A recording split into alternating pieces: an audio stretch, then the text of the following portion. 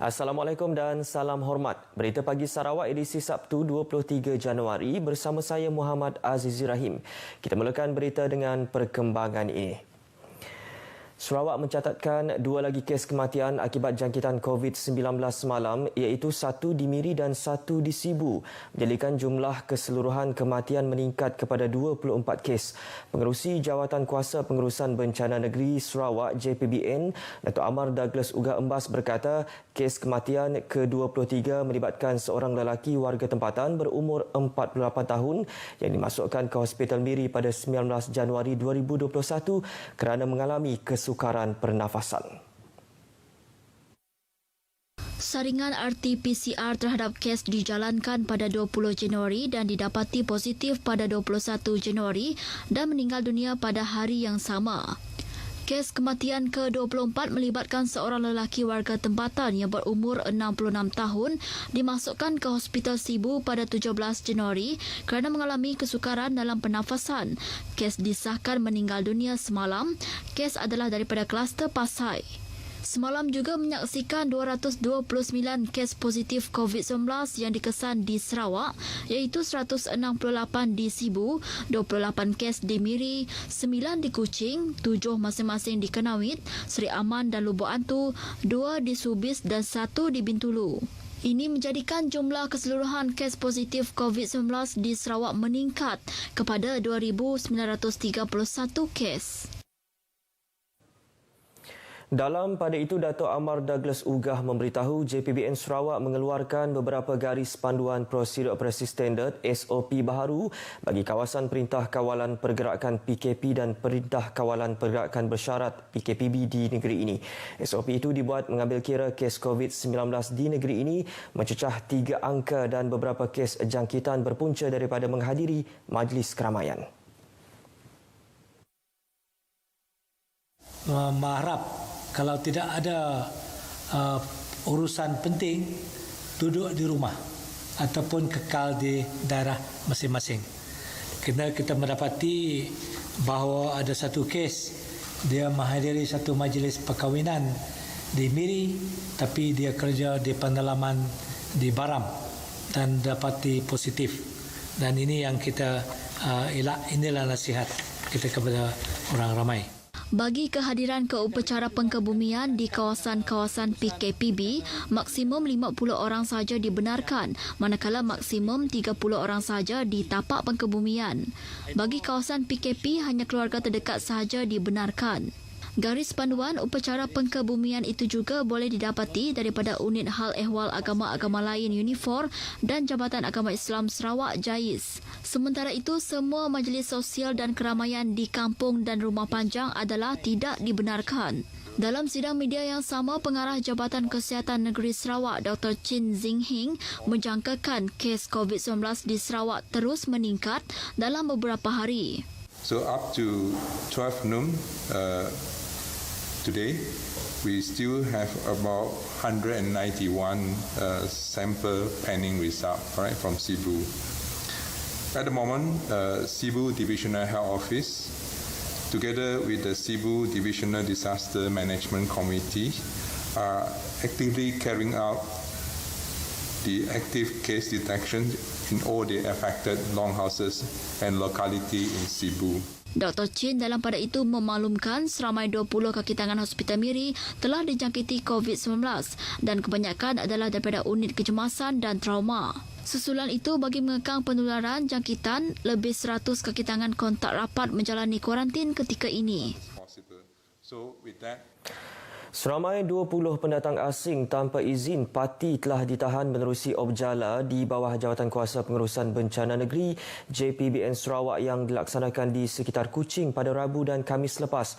Pengarah Unit Keselamatan dan Penguatkuasaan Negeri UKPN Sarawak, Datuk Dr. Chai King Chun berkata, parti berkenaan termasuk 3 wanita ditahan dalam serbuan dan pemeriksaan yang dilakukan di 8 tapak pembinaan di Kuching. Bercakap dalam satu sidang media di Kuching, Datuk Dr. Chad berkata parti yang ditahan itu tidak memiliki dokumen perjalanan dan pekerjaan yang sah. Dalam pemeriksaan tapak pembinaan 8 tapak tu, kita telah menjumpai semua tapak mempunyai parti dan setakat ini 20 orang telah ditahan di bawah Klausa 14 Akta 342 iaitu suspek di bawah membawa penyakit wabak di bawah Akta 342. Datuk Dr. Chai yang juga Ketua Urus Setiaja PBN Sarawak memberitahu mereka kini ditahan di pusat kuarantin bagi memeriksa dan menentukan status kesihatan sebelum dikenakan tindakan lanjut. Dalam operasi yang melibatkan pelbagai agensi termasuk polis, Jabatan Imigresen, Jabatan Kesihatan Negeri dan Lembaga Pembangunan Industri Pembinaan CIDB itu, seramai 521 orang pekerja tapak pembinaan telah diperiksa. Datuk Dr. Chai berkata Ubjala merupakan strategi bagi menyekat kemasukan parti dengan lebih berkesan sekaligus mengekang penularan jangkitan kes import COVID-19. Beliau mengingatkan majikan tidak menggaji pekerja asing tanpa izin serta menyeru pekerja warga asing yang berminat untuk bekerja di Sarawak untuk masuk ke negeri ini secara sah. Pendatang ni Sejumlah 333 bungkusan bantuan makanan telah diagihkan kepada 17 buah rumah panjang di kawasan Dewan Undangan Negeri Tamin. Menurut Pegawai Daerah Selangau Inting Nyami, pengagihan bekalan makanan tersebut bertujuan untuk meringankan beban penduduk yang terjejas dengan pelaksanaan Perintah Kawalan Pergerakan. Jelasnya kegiatan penyerahan bantuan makanan ini telah bermula sejak Khamis lepas di Selangau dan Sekuau. Beliau berkata demikian kepada pemberita RTM semasa penyerahan bantuan bakul makanan Sarawak Ku Sayang di Pekan Setapang. Dalam pada itu, Inting berharap semua penduduk akan terus bekerjasama dengan pihak berkuasa dan memastikan mereka tidak keluar sekiranya tiada keperluan. Sementara itu, penerima yang ditemui menghargai bantuan tersebut. Dengan bantuan harap makanan ini saya memberi terima kasih kerajaan negeri Sarawak untuk membantu rakyat kawasan saya dan Surahan yang kena PKP ini, kerana dapat membantu kita dalam keadaan PKP, membantu kita rakyat di luar bandar dengan mengagihkan bakul makanan ini. Saya amat berterima kasih kepada kerajaan negeri Sarawak. Kami berasa lega sebab boleh meringankan beban orang rumah panjang sebab PKP ini. Jadi sedikit sebanyak dia ada meringankan beban rakyat untuk mengambil barang makan.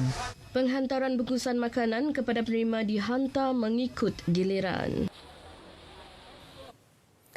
Polis Sibu akan terus melaksanakan sekatan jalan raya dan pemantauan bagi memastikan penduduk di Sibu mematuhi prosedur operasi standard SOP Perintah Kawalan Pergerakan PKP yang dikeluarkan oleh Jawatan Kuasa Pengurusan Bencana Negeri Sarawak.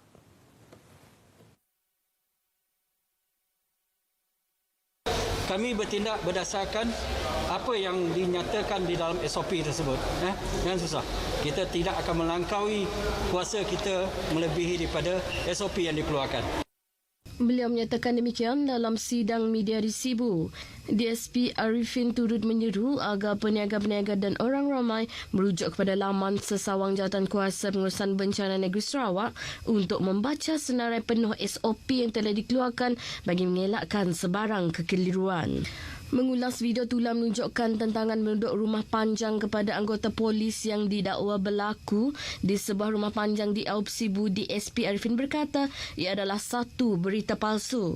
Jelasnya, video itu sebaliknya adalah video dari kawasan Tatau Bintulu dan ia merupakan pertelingkahan mengenai isu tanah dan tidak sama sekali berkaitan dengan Perintah Kawalan Pergerakan diperketatkan yang dikuatkuasakan di sebuah rumah panjang di Sibu.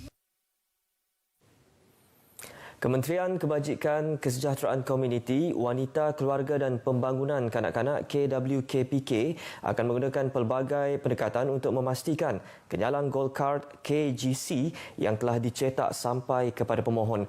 Menterinya Datuk Seri Fatimah Abdullah berkata ini termasuk memuat naik notis pemakluman di media sosial, pengagihan melalui Pusat Khidmat Parlimen atau Dewan Undangan Negeri serta ketua-ketua kaum.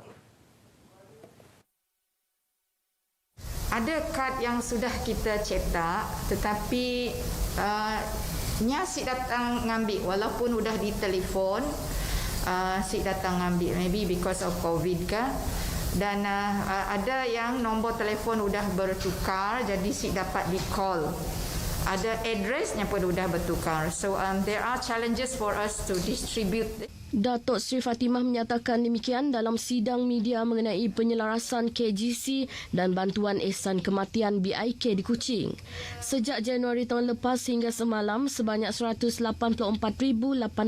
KGC telah dicetak daripada 199,797 permohonan yang diterima. Daripada jumlah itu, 133,274 KGC telah diagihkan kepada pemohon.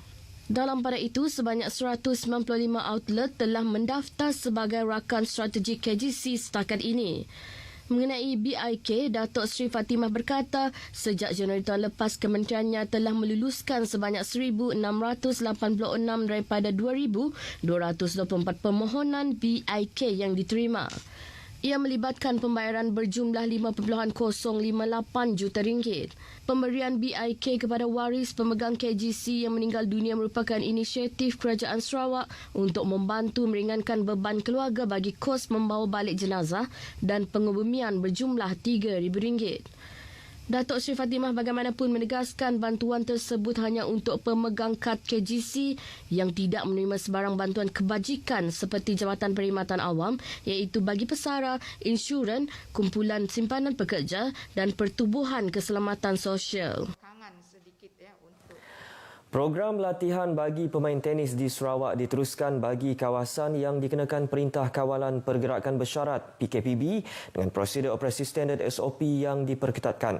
Presiden Persatuan Tenis Sarawak Datuk Patrick Liu memaklumkan bagi kawasan Kuching pihaknya menetapkan 4 hingga 6 atlet berlatih bagi satu sesi untuk memastikan penjarakan fizikal serta memudahkan jurulatih. Training kita ongoing, so it's just kita schedule macam pagi 2 jam, petang 2 jam, kadang-kadang 3 jam. Tengok dia punya player condition lah. So we memang make sure itu ongoing sebab kita rasa kita perlu player dia punya physical strong. Ujarnya, latihan di kawasan PKPB diteruskan adalah bagi meningkatkan motivasi atlet memandangkan tidak dapat mengikuti pertandingan peringkat kebangsaan maupun antarabangsa. Beliau ditemui RDM berkenaan latihan atlet tenis negeri dalam tempoh PKPB di gelanggang tenis Dewan Suara Kuching. Untuk rekod, kira-kira 200 atlet tenis dengan 8 daripadanya adalah atlet untuk Sukan Malaysia Sukma. Sementara itu, atlet yang ditemui turut memaklumkan bahawa mematuhi SOP semasa latihan adalah sudah menjadi kebiasaan, malah mereka teruja untuk turun berlatih setelah sekian lama tidak beraksi di gelanggang. Selalu duduk rumah, lepas tu keluar pun sikit-sikit. So memang dah usual. Ambil temperature, selalu cuci tangan. After training, balik, selepas balik memang kena cuci tangan lah. Sekian berita pagi Sarawak. Saudara terus patuh prosedur operasi standard pencegahan COVID-19 yang ditetapkan. Dengan itu, saya Muhammad Azizur Rahim. Jaga diri. Jumpa lagi. Assalamualaikum.